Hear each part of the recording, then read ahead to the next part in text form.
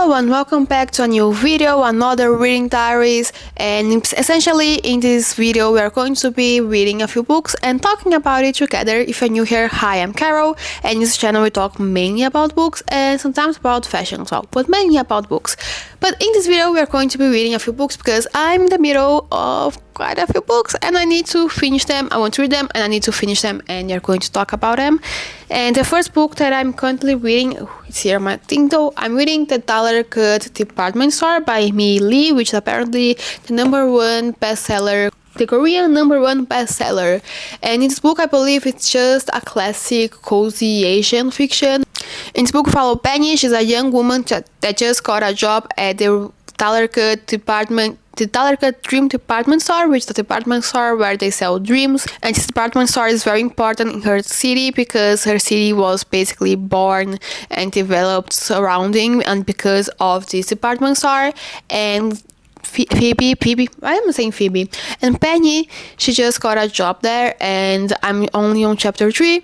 I believe there will be some sort of overarching message about this book. So let's get into reading it and we can figure out what will happen next in the story.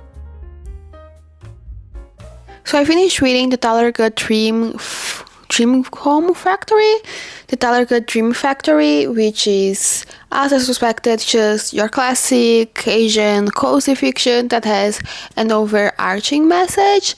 And it was just a classic cozy fiction. If you're looking for a very low stakes story, this might be your option. As I suspected, it's just your average cozy fiction with an overarching message, with lovable characters, and I liked reading it. It was a pleasant book to read. It wasn't groundbreaking, but if you're looking for just a short book that you can read quite fast, or if you're looking for a book that it is quite low stakes, and it can be a great palate cleanser, it can be great if you're feeling a little bit anxious, a little bit overwhelmed, it might be a good option as a book, but nothing groundbreaking, but it was still a very nice, pleasant book to read. And then I know there are a few sequels from the Target Dream Department Store sequels. There are some sequels from this series. I saw on Goodreads that there is at least another book in the series, but I was on Amazon and there were 3.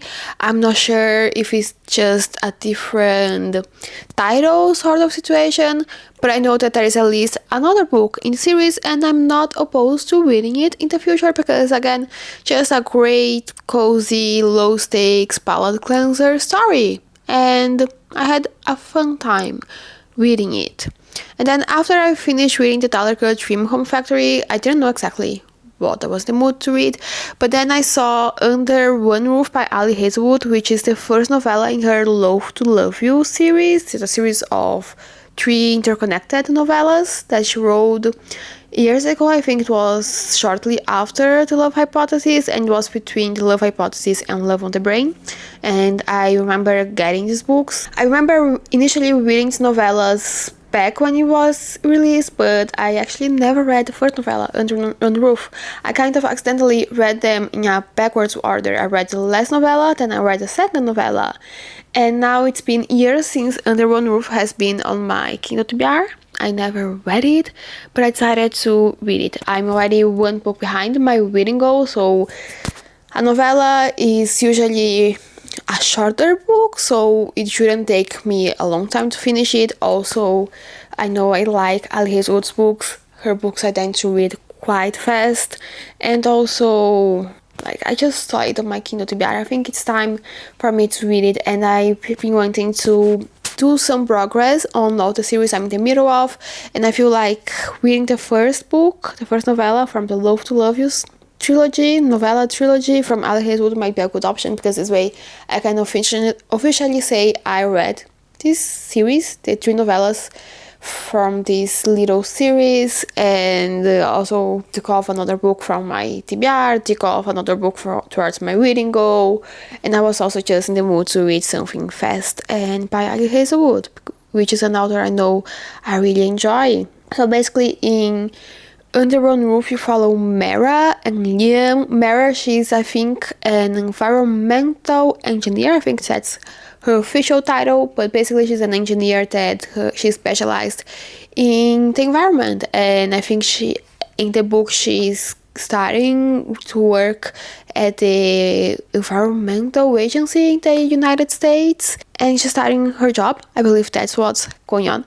And by the way, I'm only one chapter to read this book, so I'm guessing what is going on in this book based on the first chapter and from what I know from the other novellas. Basically, we follow Mara. Then we have Liam, who he's a corporate lawyer and he works for Big Oil. He works for an oil company, and basically, so we have Mara and Liam. They seem to value different things. They work with very opposing stuff from what it appears. And the little catch between Mara and Liam, they're a little meet-cute. It's because Mara's former advisor, she recently passed away, and Mara used to be really, really close with her advisor. And basically, her advisor left her house or a home she used to live at.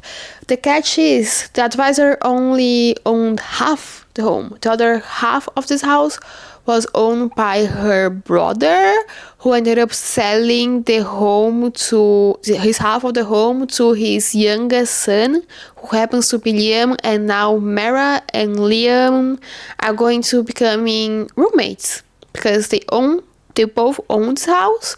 None of them want to sell, and I can only guess what will happen. My guess is that they are going to prank each other. It's going to be an enemies to lover story, but then they are going to fall in love because of the forced proximity. That's my wild guess for this book, and not complaining. I'm excited to continue reading it. Maybe I can even finish it today, which would be great. This means I would be up to date with my reading goal, which is this year I set a very ambitious reading goal. Last year I was in a reading slump for most of the year. I still managed to read 53 books, which is quite a bit of books. It's not the least amount of books I read, but also not the most I ever read in a year. But this year I was craving a low stakes goal where if I failed, it wouldn't have any repercussions towards my life. And also I just wanted to give me a little push when it comes to my reading habits, because maybe this will help me with the doom scrolling I found myself participating in at the end of last year. I'm usually not a doom scrolling kind of person. My screen time is usually very surprisingly not very high and very reasonable. But at the end of the year, at the last trimester of the year, the doom scrolling hit hard. My screen time was not great. Maybe having the low stakes goals of reading 100 books this year might be great, with having that, with me feeling great about that, maybe hopefully achieving a goal which is very low stakes, where if I absolutely fail it has no repercussions towards my life. But also it might help me with the doom scrolling and the insane screen time that I reached last year. I think there was a day I'm not even going to say what was the most I ever stayed in my phone in one single day, but it was a lot. It was a long time. So basically we are going to read Under One Roof because it's part of a series I'm in the middle of that I want to finish reading. It's by an author that I like. It's a short book, so I can get up to date with my reading goal, and also it has been on my TBR for a long time. I feel like it's a great book to read, so let's get back into reading. Also, I keep looking at myself from the viewfinder and I find it weird because I'm wearing kind of a nude lipstick, which is actually a nude lip gloss that I got as a sample, and I decided to try because it's from a brand that I really wanted to try and I was very curious about. Not sure if I like it because personally I don't think nude lipstick is for me. So let's stop rambling, let's get into reading, and let's also stop with the doom scrolling because I already participated in doom scrolling today. I spent 2 hours watching short form content, which is not something I used to do. My screen time. One thing I used to be very proud of myself is that my screen time is very reasonable. But recently it hasn't been. and I seem to be going back to the bad habit of doom scrolling. So let's go back to reading. Let's finish another book. Let's get back on track with my reading goal, and let's stop with the doom scrolling. And that's a very long clip for someone that had a very short book review in a video about books. Hello, so it's been a few days, and also it's supposed to be summer for me, but it's feeling very much like winter today, and actually the past few days.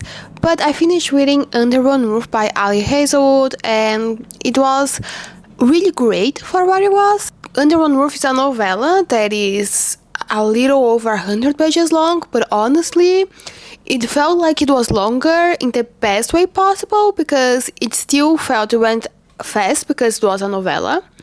But the development of the characters and of their relationship, even though it took place in a small amount of pages, it still felt like almost a full-length novel. And overall, I really enjoyed that book. At first, I was kind of annoyed with the female main character, but throughout the novel, we get to know a little bit more about the female main character, the male main character, and you also see these characters develop as people and develop their relationship. They go from essentially being like enemies or not liking each other to becoming reluctant friends, to becoming good friends, to becoming lovers. This is a romance novella, so the lovers will be happening in the end. But overall, I had a lot of fun and I really enjoyed it, and I was pleasantly surprised with Under One Roof. I almost want to go back and reread the other two novellas from the Love to Love Me little novella series, because I just had a lot of fun and I want to reread those other two novellas one day, maybe this year, just to see if they still hold up and if I still enjoy them as much as I enjoyed Under One Roof. And then after Under One Roof, I decided to start What the River Knows by Isabel Ibanez. I have the book on my Kindle, so that was what I was looking at, because this is a YA fantasy duology. The first book is What the River Knows, and the second book is What the Library Hides, and I always keep mistaking in my head the name of the two books.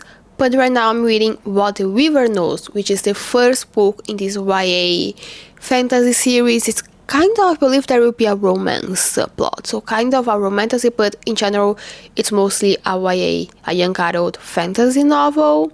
And in this book we follow Inés. She is part of this very wealthy aristocratic family in Argentina, and her parents, they are really into archaeology, and they have I think her mother's brothers own some sort of archaeology company, and her parents are involved either funding but also participating in the excavations, and they usually spend around half the year living in Egypt, while Inés, she's left to live with her aunt in Argentina. And then one day, this happens right at the beginning of the book, but Inés gets a letter telling her that her parents have gone missing and they are believed to have passed away in the desert. And Inés, she decides to run away from her family, because her aunt wouldn't approve of her plans, but she decides to run away, catch a boat, get on a ship, pretend she's a widow, and go to Egypt alone. Her plan is to find her uncle, and she wants to find out what happened to her parents. But arriving there, she starts to have different experiences. She starts to get to know her uncle, who she had only met once in her life when she was a child.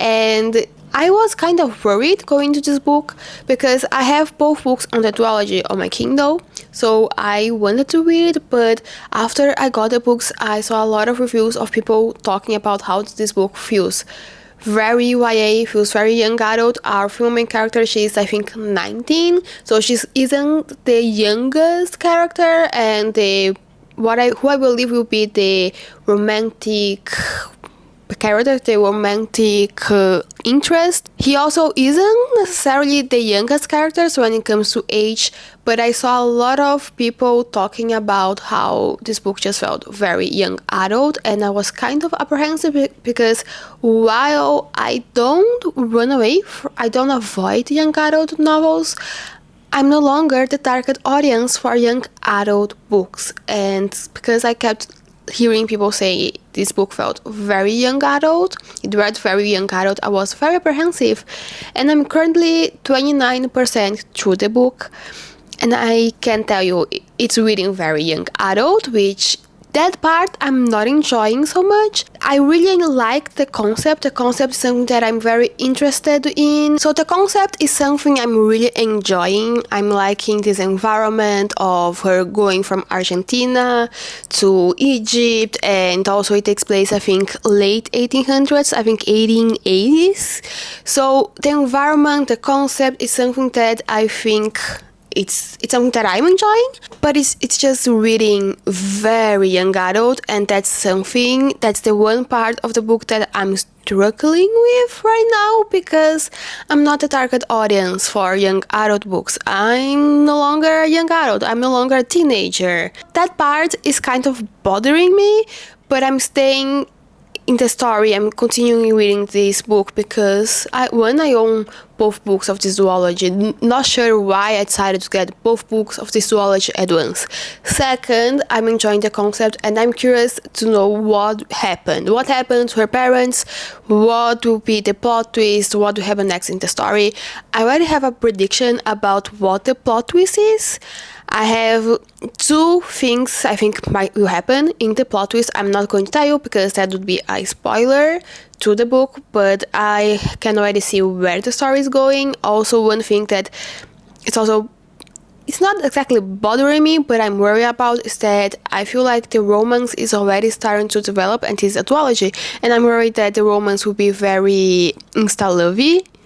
But overall, I really like the concept, and I'm going to stay reading this book because of the concept. But if you don't like young adult books or books that read like young adult, I don't recommend this one. This is the one part where I'm not liking. But maybe you shouldn't read young adult books in your late 20s. Oh, and in terms of what makes this book a fantasy, because reading this concept is kind of hard for you to picture, oh, this is a fantasy. Maybe you might think this is a kind of like a historical fiction, but no, it's a historical fantasy, because there are objects in the story, in this universe, where the object, they contain ancient magic, and the magic, they talk with other objects from the same ancient magic, and that's the fantasy element in this book, and this is an important part for the plot of this book, and I'm already predicting what will happen. So